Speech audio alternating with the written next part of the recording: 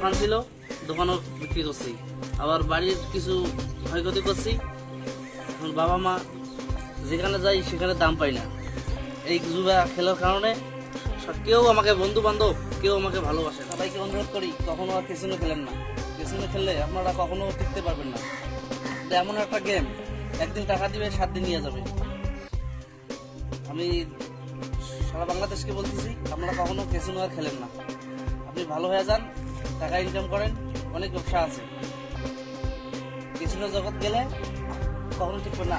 এখন আমি অনেক টাকা ধরা খেয়ে আমি এইমাত্র দুধ দিয়ে খেলেন। সবাইকে অনুরোধ করি কখনো আর ক্যাসিনো খেলেন না। ক্যাসিনো খেললে আপনারা কখনো টিকতে পারবেন না। এমন একটা গেম, একদিন টাকা দিবে 7 দিন নিয়ে যাবে। না, আমি ফেসবুকে অ্যাড দেখে অ্যাপস নামে আমি খেলছি। ক্রিকেট বেট আছে, বাজি লাইভ আছে, জেট বাজ আছে।